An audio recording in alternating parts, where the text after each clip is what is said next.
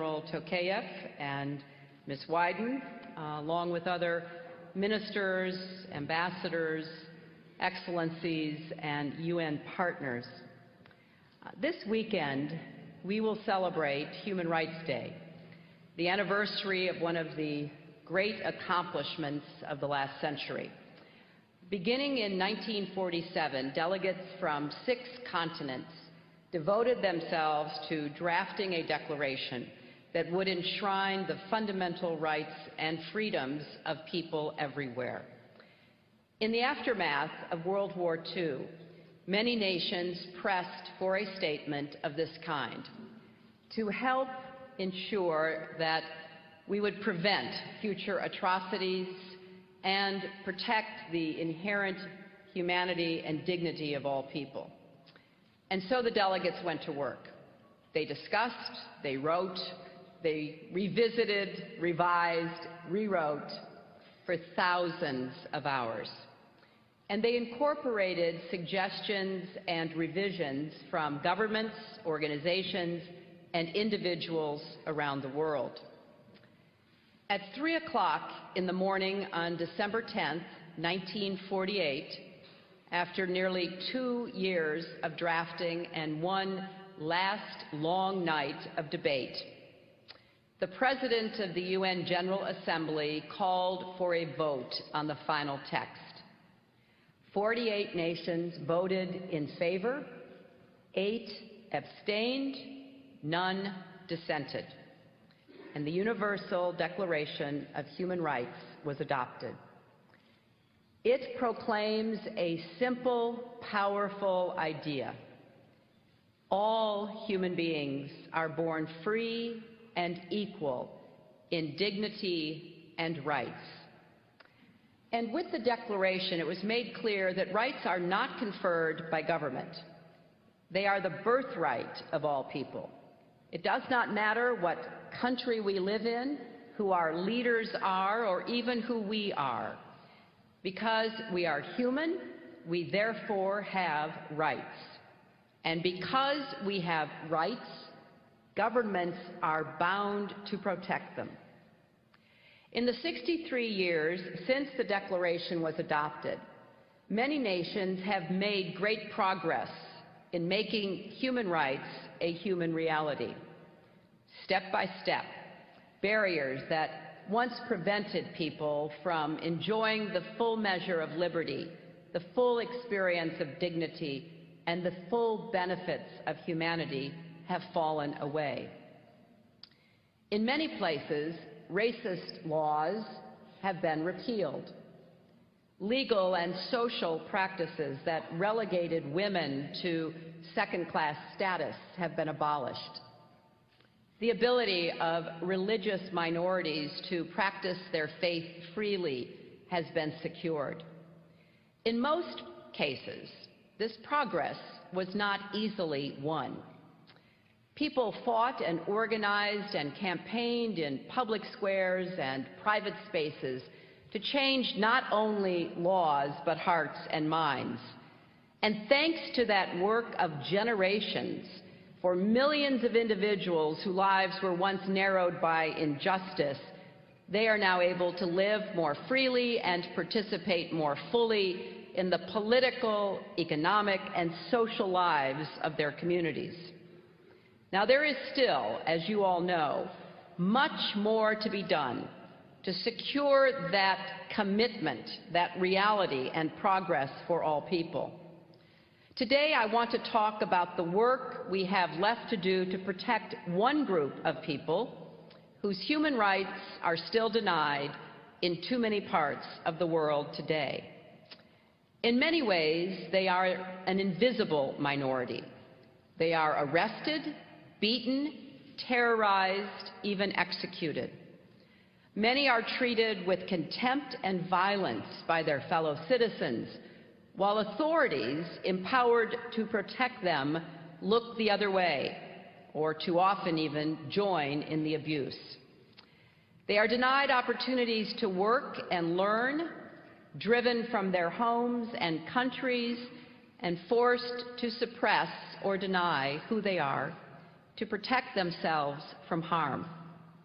I am talking about gay, lesbian, bisexual, and transgender people, human beings born free and given, bestowed equality and dignity, who have a right to claim that, which is now one of the remaining human rights challenges of our time. I speak about this subject knowing that my own country's record on human rights for gay people is far from perfect. Until 2003, it was still a crime in parts of our country. Many LGBT Americans have endured violence and harassment in their own lives, and for some, including many young people, bullying and exclusion are daily experiences. So we, like all nations, have more work to do to protect human rights at home. Now, raising this issue, I know, is sensitive for many people, and that the obstacles standing in the way of protecting the human rights of LGBT people rest on deeply held personal, political, cultural, and religious beliefs. So I come here before you with respect, understanding, and humility. Even though progress on this front is not easy, we cannot delay acting. So in that spirit, I want to talk about the difficult and important issues we must address together to reach a global consensus that recognizes the human rights of LGBT citizens everywhere. The first issue goes to the heart of the matter. Some have suggested that gay rights and human rights are separate and distinct, but in fact, they are one and the same. Now, of course, 60 years ago, the governments that drafted and passed the Universal Declaration of Human Rights were not thinking about how it applied to the LGBT community. They also weren't thinking about how it applied to indigenous people or children or people with disabilities or other marginalized groups. Yet in the past 60 years, we have come to recognize that members of these groups are entitled to the full measure of dignity and rights because, like all people, they share a common humanity. This recognition did not occur all at once. It evolved over time. And as it did, we understood that we were honoring rights that people always had, rather than creating new or special rights for them. Like being a woman, like being a racial, religious, tribal, or ethnic minority, being LGBT does not make you less human. And that is why gay rights are human rights and human rights are gay rights. It is a violation of human rights when people are beaten or killed because of their sexual orientation, or because they do not conform to cultural norms about how men and women should look or behave. It is a violation of human rights when governments declare it illegal to be gay or allow those who harm gay people to go unpunished.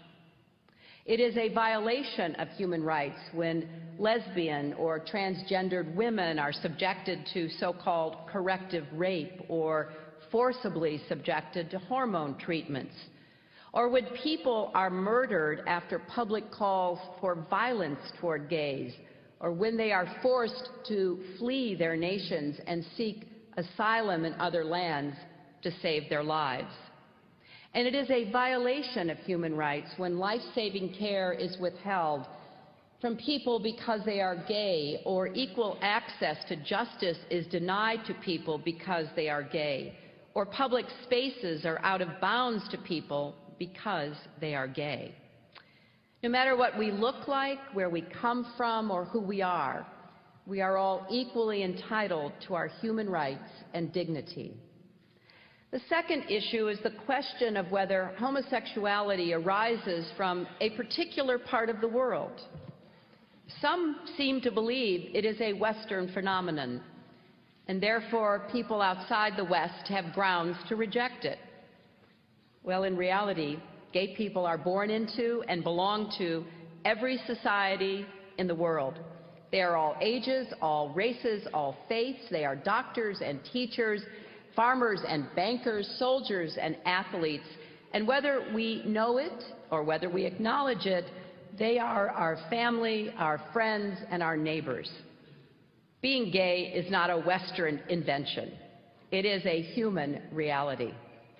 And protecting the human rights of all people, gay or straight, is not something that only Western governments do.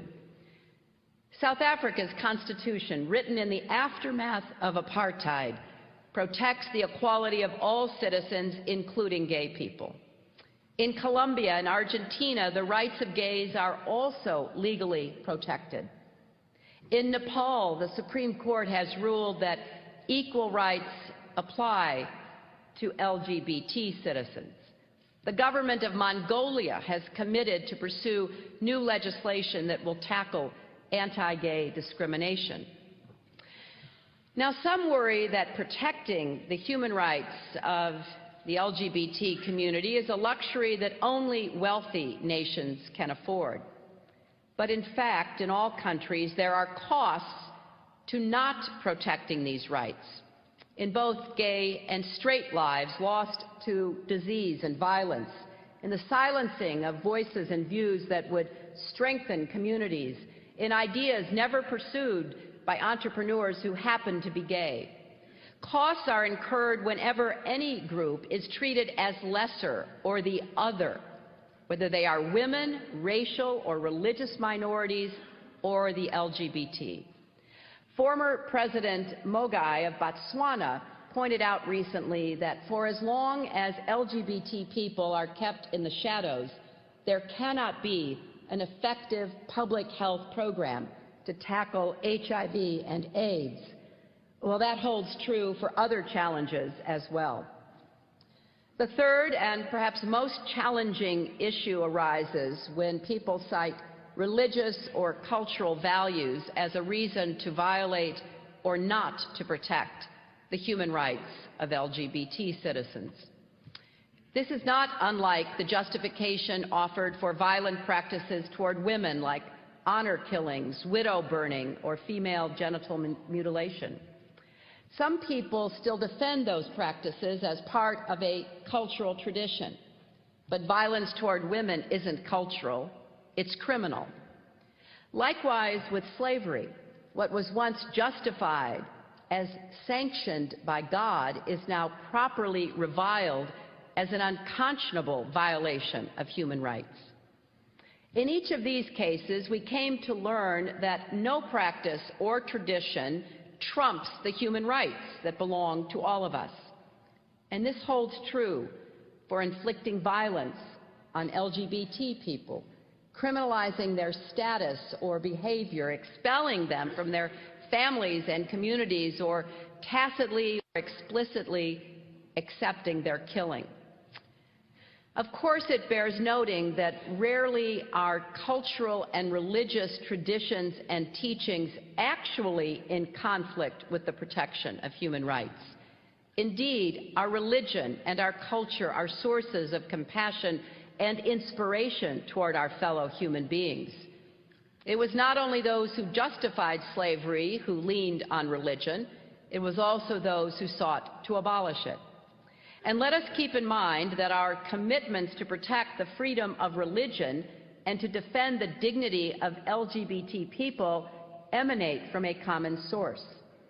For many of us, religious belief and practice is a vital source of meaning and identity and fundamental to who we are as people. And likewise, for most of us, the bonds of love and family that we forge are also vital sources of meaning and identity. And caring for others is an expression of what it means to be fully human. It is because the human experience is universal that human rights are universal and cut across all religions and cultures.